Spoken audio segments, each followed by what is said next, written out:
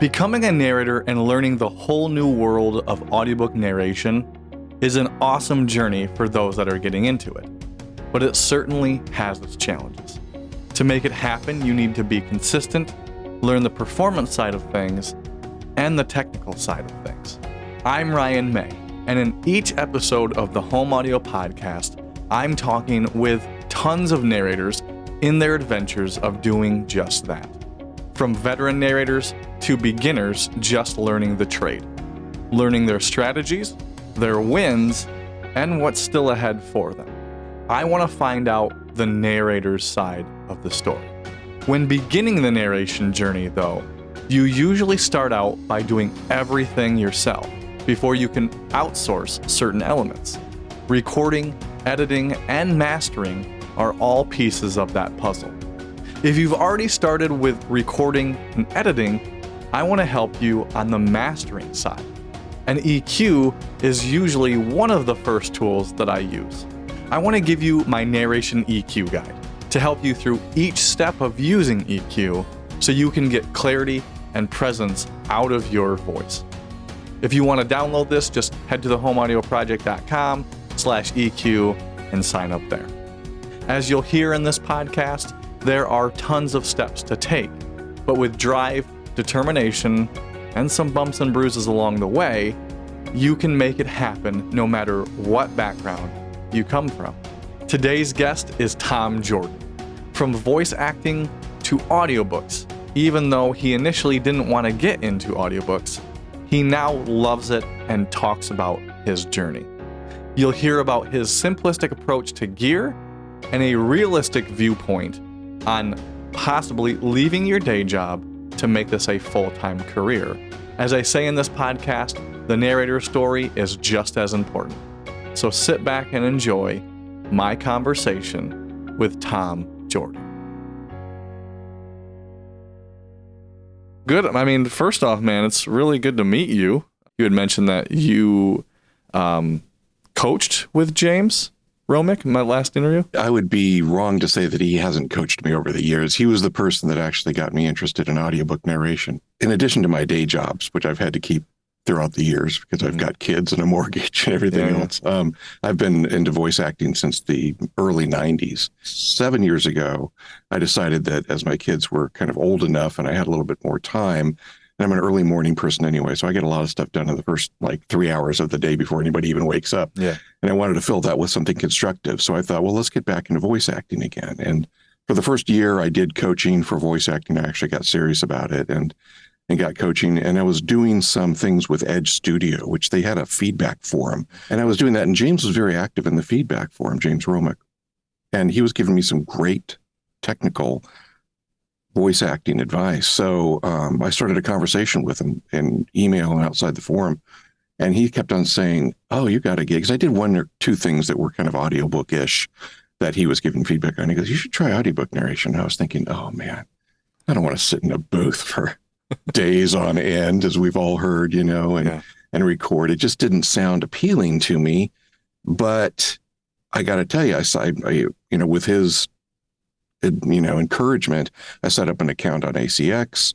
And the day after I set up the account on ACX, I got an offer to produce a series of historical sweet westerns, which are just a great way to cut your teeth, by the way, in audiobook narration. Fairly easy reads, good characters, just for fiction, just a really, really neat way to go. So I started doing those, and I worked with an author. This was her first time working with an audiobook narrator. She didn't know it at the time, but this was my first series of books that I'd ever done.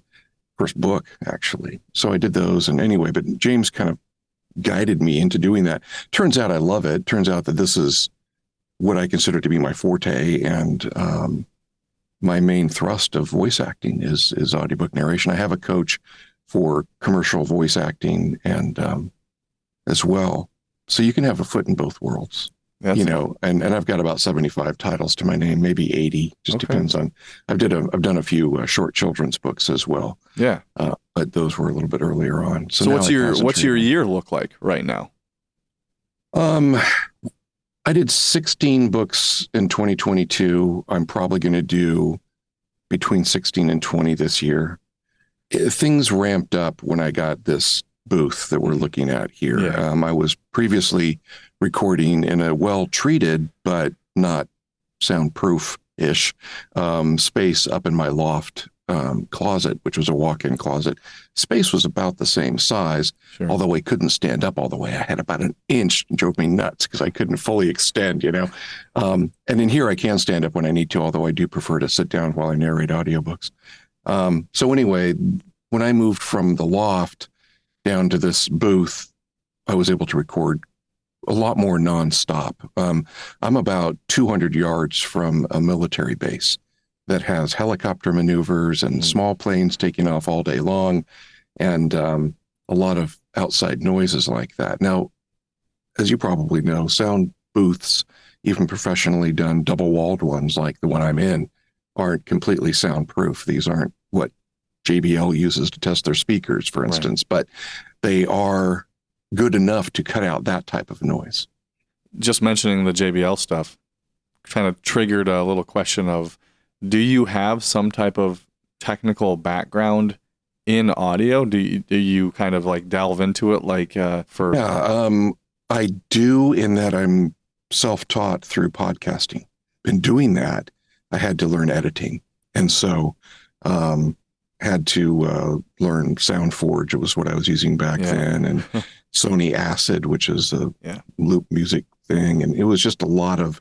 But I've always been a computer guy and built my own computers back in the day and like the software that's involved with it. Now, all that being said, I don't have the prowess of the programs that I use that, say, James does, or quite a few other of my fellow narrators. I know what I need to do in order to record what I need to record.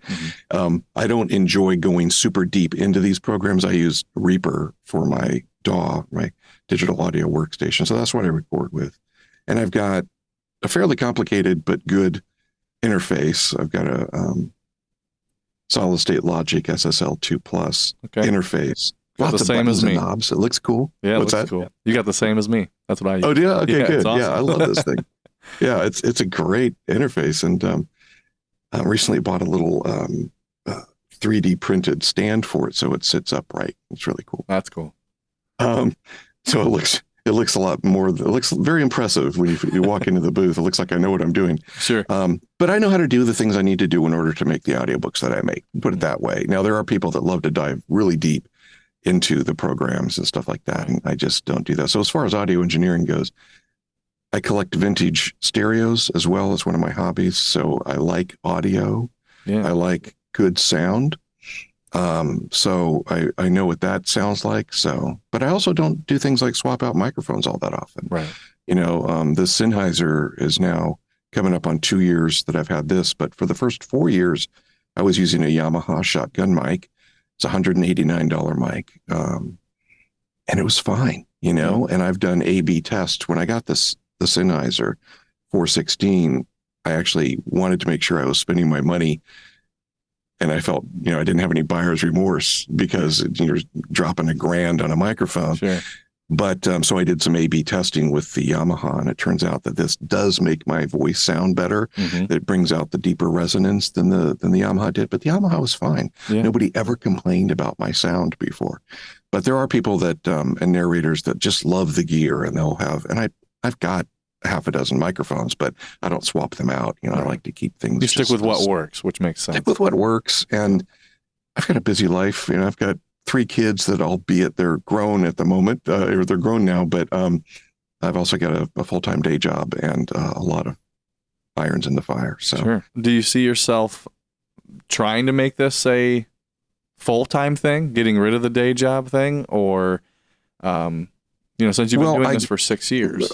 I don't really see that anytime in the next 7 to 10 years. I mean, if it happens, great. If suddenly people want to pay me big narrator money, then that would be awesome. Right. The issue is that when you get kind of entrenched in mortgage and a certain expectation of salary on a monthly basis, that is a regular kind of a deal. Yeah. The idea of actually switching over and going with something else that is more or less, it is freelance. Right. You'd have to just about think that you'd have to double your yearly income from a day job, for instance, with that much of a buffer in case things slow down, in case AI comes around faster than we think and starts taking jobs away, or whatever the situation may be, in case you get ill or you can't speak as well. Who knows? So that type of a security with having the day job is something that I'm not willing to give up at this point. Right. Again, unless something happens drastically. Every year I'm making more and more money, which is always great to see and great to do. But I'm not making the kind of money that I would need to make in order to quit my day job. With the different approaches of voice, though, you had mentioned that, you've done memoirs and you did the Westerns, which has a lot of character voices. Right. And then just whatever other type of genres you do, you definitely develop that connection, whether it be emotional connection with the text of what you're reading. Is that kind of your approach when you're getting into any type of genre? Yeah, absolutely. I don't know how not to do that. I think that that's just the way that the natural acting kind of comes through.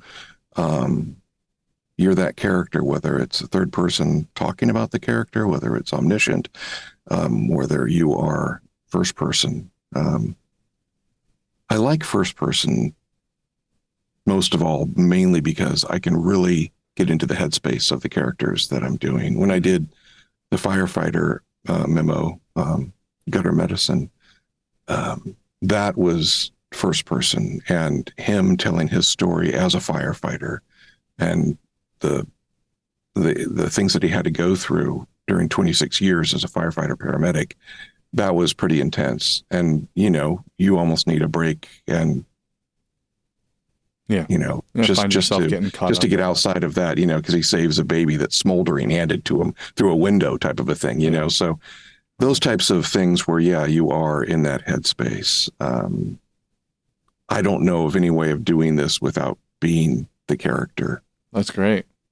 I mean, that's acting, right? I mean, it is. And it's just, it's something that's what I enjoy. You asked me earlier, what is it that keeps me coming back? And even though I've got a day job that pays my mortgage, how do I feel about it? That is what it's all about to me. That's the fun. That's the part that lifts the dopamine in my system. So, keeps me coming back for more. That's awesome. That's cool, man. That's why I always just find that question a little bit more. That's curious to me, because everyone does have similar approaches. That a lot of narrators that I've talked to already, pretty much all of them, they all connect with the text, right? And I think that's like what you said. That's key. It's one of those things that's super important. But everyone's approach is different, and so I always just find that fascinating. And I think it's really, really great, honestly, that when narrators do connect with it, we as the audience, you can feel it. And I think that's one of the things that is just so important. What we're striving for, and it's interesting because the word connect in most connotations kind of means identify with, but a lot of the characters that we do are bad people, they're people that don't live the same lifestyles we do. Those are a heck of a lot of fun because we get to stretch our acting muscles to really make those people convincing, people that aren't like us, people that have done things that we haven't done, killed people, done some pretty horrendous things. So the bad guy characters, bad girl characters, those are a blast. And that's still a connection though, right? That's still finding some common ground, or otherwise finding yourself able to connect on some level with that. And that all comes through reading the book first and really kind of exploring the characters. I work with a lot of rights holders directly. I do a lot of independent books, and I do books from bigger publishers too. I'm lucky enough to work with some really great authors that keep on writing these great series that bring me back for each one. Awesome. So I've been working with them for years now. And there are a couple that do really great character guides for me. Now, you could argue that maybe you don't need those character guides. The actual, hey, Steve is 42. He's retired military. He's got a chip on his shoulder from whatever, because you're reading the book ahead of time. But reading those guides, then reading the book, then going back to the guides and making further notes is just really, it's just all the more helpful. The more information that an author can give me or rights holder can give me about the characters, the better. One person gave me a full-on character Bible with like sketches of the Wow. whole thing going on, which is great. I mean, they didn't have to do that, but it was really appreciated. And it was a complicated book with complicated scenarios, and having that in addition to reading the book and prepping it just added, I think, to the overall end product. Yeah, They all can't be the same either. Not every evil character is the same. Like, I know the characters that are like me as I'm reading. I'm like, oh, this is just a normal guy. And I get a lot of those, kind of just a lot, this is PI, and they may be ex-military, which I'm not, but they're just common background, just an ordinary, everyday, middle-aged dude. So I've done several books like that over the past, and they may have extreme fighting ability that I don't have, but at least I can, but they're kind of same age group, same kind of sense of humor. So those types of people, yeah, cha-ching, no problem. Right. Then, but then they're always going to be fighting the people that I have to somehow or another capture, that aren't anything like me. Sure. So what would my enemies be like? Where am I going to go in my head to create that character that is going to be believable when people are listening to it? Yeah. That's where the fun comes in. You get to live out someone else's life, someone else's dream in a sense. Exactly. And the intention of the author. Where did that author want that person to go in this? They're not just bad for the sake of being bad. What is their motivation for being bad? Where did that come from? Is there anything there that you can grab onto? Do they talk at all about their childhood or their past? That's a good thought, man. That's a great tip, honestly. Well, it's I don't know how else to do it, but I've had coaching from people, from the Johnny Hellers of the world and so forth, that have brought those things out to me and made me realize that that's really where these things have to come from. So, what have been some of your biggest wins, whether that be awards or whatever the case, or just landing the books that you've always wanted to land? And some of the biggest challenges. Well, I mean, we can start with the wins if you'd like. Sure. 2019 Independent Audiobook Awards. I won in the memoir and biography category for Gutter Medicine, 26 years as a firefighter paramedic. That was great. Again, it's a memoir, which is something that I just kind of really dive into, really got into the headspace. This was another example of where the rights holder, this was an independent production, and the author, who obviously was a firefighter, this was not fiction, this was his life, and he got into paramedics before there was the word paramedic. I mean, he was right there at the beginning during the TV show Emergency, if you remember that from the 70s. So he was, they just started doing all that stuff. So being able to talk with him and really kind of have long conversations with him ahead of time helped me understand who he was as a person, more so than any kind of a character Bible or character outline could have done. So just having really good conversations with him, I actually consider him a friend, now, and we've worked together on 2 books of his. Cool. So that was nice. So that helped me to really get into that headspace, and I think it probably helped in the decision for the award for that 2019. Absolutely. I've been runner-up and nominated for a few others, which is great. It's always nice to be thought of in whatever category that you put yourself into.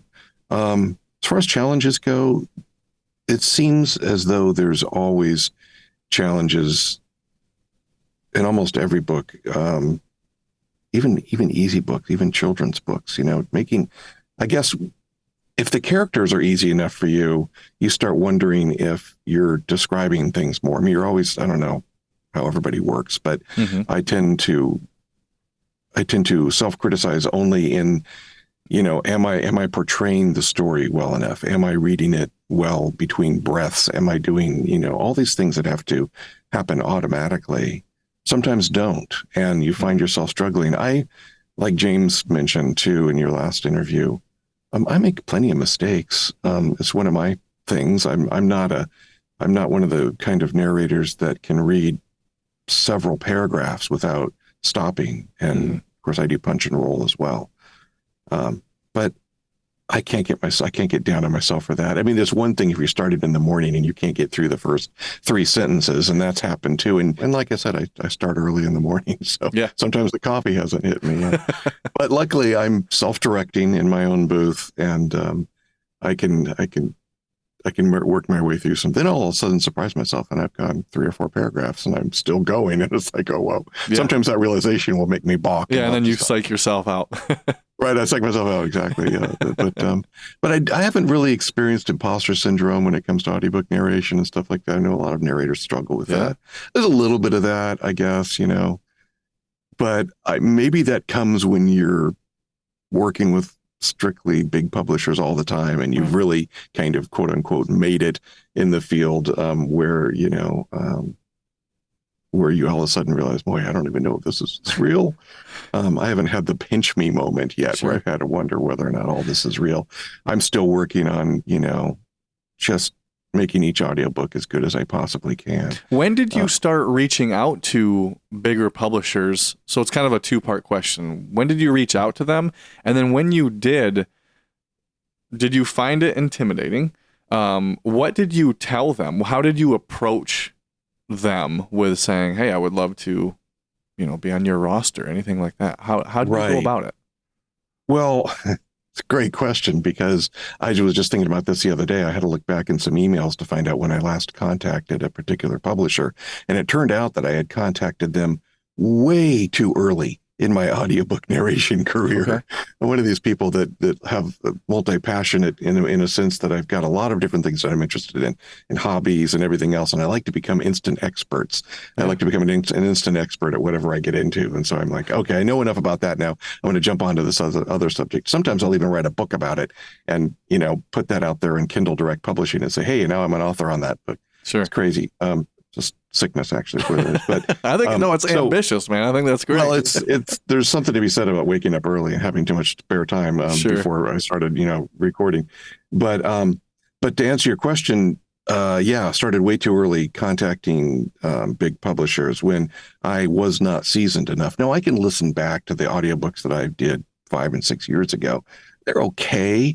I was reading them too fast, which is always a struggle. I think, you talk about the challenges. Mine is, reading out loud at a pace where doesn't sound great to my ears, but it will sound better to the listener's ears. Sure. I think that's an important lesson for me, and I have to remind myself about that.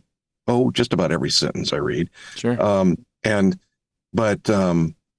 But yeah, reaching out and so emails and conferences, I've been to several of those, meeting publishers, and there is some intimidation there, but really they just want to know who you are as a person, and you don't start out conversations by the awards that you've won or anything like that. You just want to be a normal human being. How early is too early, would you say? I guess it depends on where you're coming from, your acting background, how good you feel you are at the beginning. But that's a question to ask your coach too. Mm-hmm. I always defer to the experts. If you've got a coach that you've worked with, and you can have several different coaches for audiobook narration,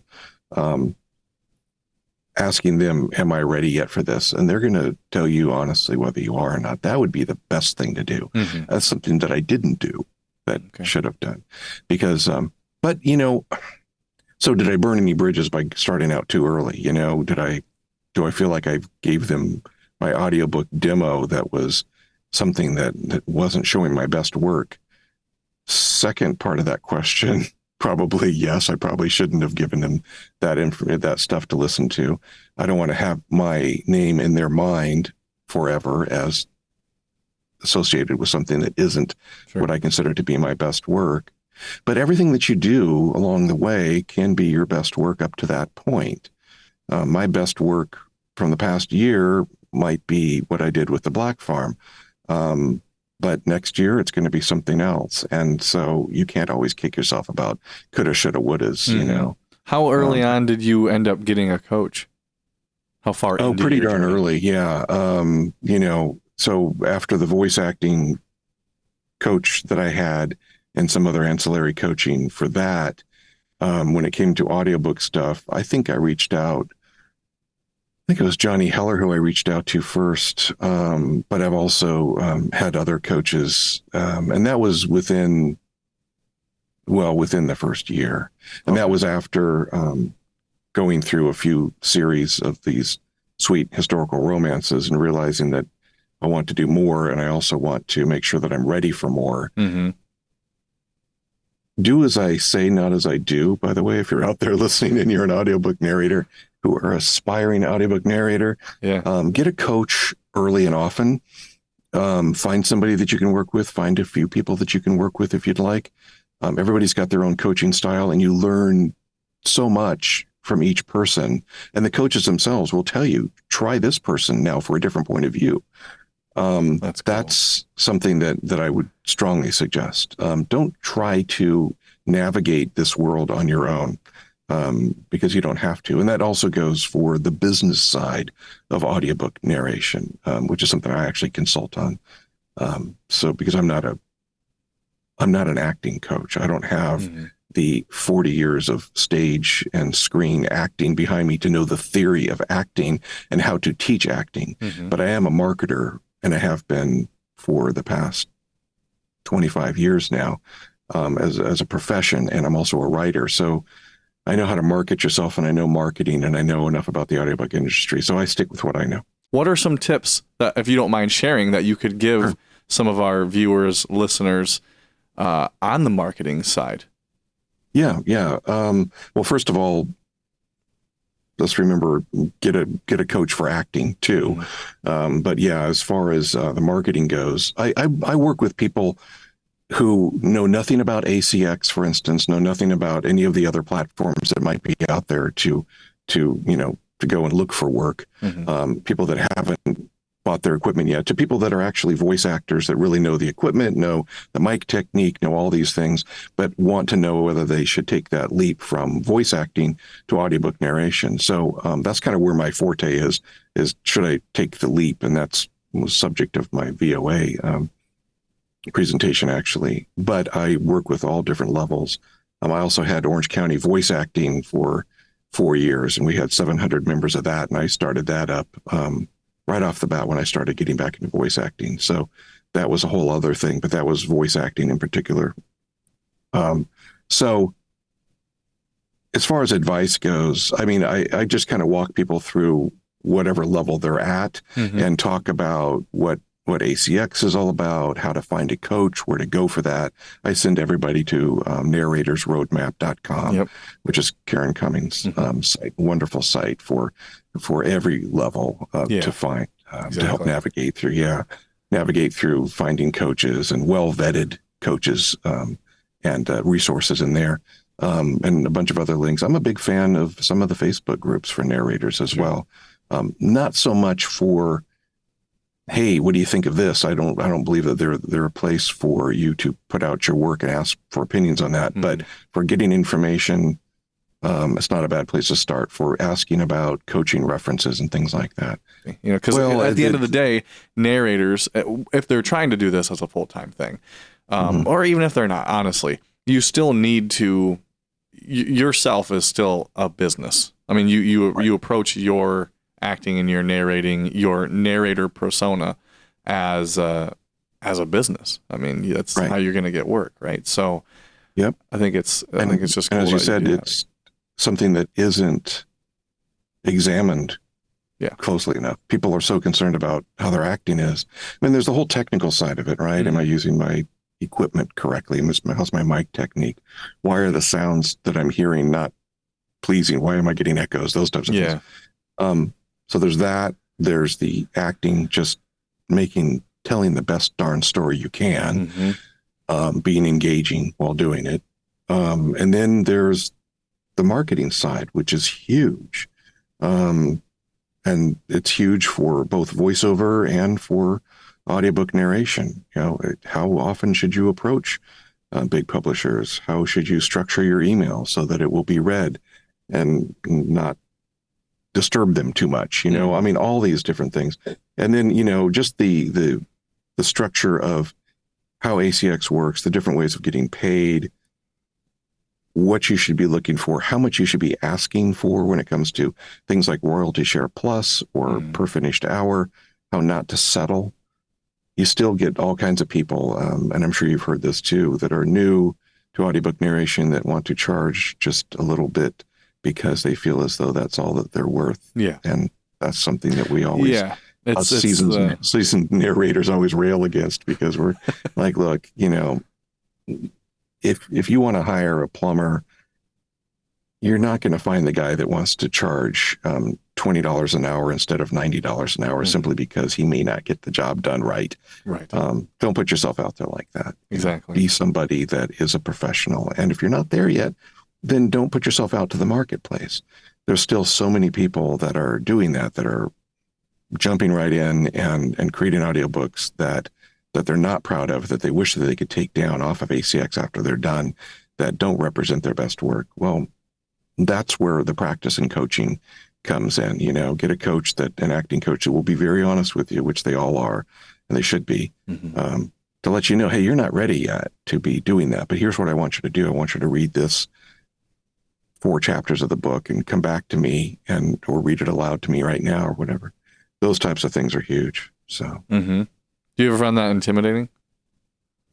I do. I got to be honest with you. Yeah. I am not a good live read person. I don't have stage acting experience, and I think that from my experience of watching people that do those things, they're the actors that have had stage acting experience that really shine when it comes to live reads, but not always. It's kind of a broad sweep. But when it comes to conferences and workshops and things like that, and my name's called, I give the worst read ever. I just do. I think back now about the workshops we've had with Scott Brick and Johnny Heller and Sean Pratt and all the biggies, and just me reading to them. One that I had to read at a New England workshop, Johnny Heller's New England workshop a couple years back, and Sean Pratt, bless his heart, was part of the leadership of that group, and I just read horribly. Sure. And I was listening to some of the other people in the group read, and they did such a great job. They were like in front of the mic in their own little room. I could not get my head around that. So right. It's like not my strong point. Class, yeah. But I'll tell you what, when it comes to reading when I'm not in a group and being judged, but that's what it's all about. Sure. Reading over the Zoom with a coach, as you get to know them better, my reading improves as I get to move forward like that. That's something I can get over. Yeah, that's cool. What kind of fun stories have you experienced while narrating? Whether that be stories that you've actually personally had, maybe there was a little mishap that happened in the studio, or just funny stories in general, getting into this while you're narrating, anything like that? I don't know, other than the fact that some of the characters that I've had to do, especially monsters and stuff like that, some of those voices crack me up, and then I'll take those and I'll tell my kids about the book and I'll do the voices for them, and those are fun times. One thing that was kind of, I don't know if it was fun or not, but it always makes for a somewhat interesting story, was the book The Unkind Hours by Dwayne Alexander Smith that I did a few years back. And I was 3 years into narrating. It's a serious book about child abduction and so forth, without giving too much away. And it was just so good. And it showed up on ACX. And I caught it within within 3 hours of it being there, because back then I was checking ACX every 3 hours for new projects, and it wasn't there previously, but it was there then. And I did the audition, and I immediately, which I always do. And by the way, here's another tip for narrators out there. When you're doing an audition on ACX or any platform, send a note along with your audition. So the auditions are your job interview. Okay. So be as professional as you can, but be human. So I sent a note to the author, and I said, and I always say this too, here's another big tip. So get your pens ready. I always say, thank you so much for the opportunity to audition for this. It seems to be right in my wheelhouse. By the way, if there are any other portions of the manuscript you'd like for me to audition for, I'd be happy to do so. I'd be happy to oblige. That's something that nobody does. So now if you're doing it out there, you're now doing it. And that's something that rights holders really appreciate, because it might be that, yes, they chose that portion of the manuscript for a reason, but it didn't have any dialogue in it, or it didn't have any action scenes, but they want to see what else you can possibly do. Give them the opportunity to listen to what else you can do. So that's what I did with this. And I got a response back pretty quick from Dwayne. And he said, this sounds really good. I really liked your audition. I've only heard a couple, and yours is the best so far, but I really want to be able to maybe work with you. How fast can you get it done? And this is back when I didn't have this studio or my booth. I couldn't record nearly as quick, and when work was going crazy, I also wasn't working from home.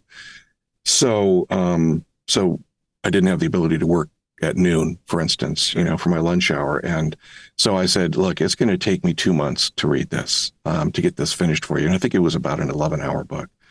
And so he wrote back and said, oh man, that's a long time. I don't think I really want to wait that long. And I thought about it a little bit, and I wrote him back and I said, okay, well, I totally get that. I said, at the end of the day, when this audiobook is done, let's look out 3 months from now. The audiobook is done. You chose me as your narrator. It's going to be out on the shelves until the sun blows up in digital format. You can either have had chosen me as the person that you wanted to choose, or the person that could have gotten it done in 3 weeks. But in 3 months from now, and until ever, your book's going to be out there. So you've kind of got that choice. And he wrote back and said, okay, you're hired. So putting that out there and letting them know, look, yeah, there's going to be somebody that can do it in 2 weeks or 1 week instead of 2 months. And that would be more like 3 weeks for me. But, but are you going to be happy with them? Or are you going to forever kick yourself that you didn't just choose the narrator that really captured the characters like you wanted them to? That's great. And that was something that it's a story that I tell because it really tended to work out really well. And that book went on to be optioned and is in development for a major motion picture, which is great too. Wow. And that was a royalty share book. That's awesome, man. I would never have thought that. I mean, that's kind of goes back to what you said about hiring a plumber, right? I mean, he could have just chose somebody that, like you said, can just knock it out and just get it done. Right. But wouldn't have had that feeling of, this guy just isn't hitting the marks like Tom is. And and I'll be the first one too, to, let them know, hey, I'll even recommend a couple other narrators that I know, that are pretty quick. Sure. Yeah. Well, I've got one more question for you, and that is, if there's any, and maybe you've already done it, but if there's one title or genre, more specifically, I guess, title out there that you could narrate, what would it be? What's your dream project? I'd love to narrate anything by Dean Koontz. I think that would be pretty awesome. So if Dean Koontz's publisher is out there listening, his books have a really great, I think I've listened to everyone that's been done. I like almost all the narrators too. There are some fantastic narrators. Mm-hmm. His books capture that really neat overlap of action, thriller, and horror that I just love. And I'll do other genres. Obviously, I've done romance. I've done a lot of things. But that suspense, action, thriller, and horror all together with some great evil characters thrown into the mix. Yeah. So, they're great. There's other authors out there like that too, obviously. But his name just came to mind when you said if I had to choose one. So. That's great, man. No, that's cool. Well, Tom, I mean, I'll let you get on with your day. I really appreciate you reaching out so we could do this. It's, I'm glad that we could do it quickly as well. And it's great to meet you, man. Like you have a lot of insight, a lot of really, really interesting perspectives on the way you do things, but a lot of great tips as well. So I really, really appreciate you being a part of this and allowing me to be able to share your story. Cause like I've always said, like I always say in those intros of the podcast, is that, your story is just as important. And I think, we always want to respect the author and the rights holders and get their stories out there.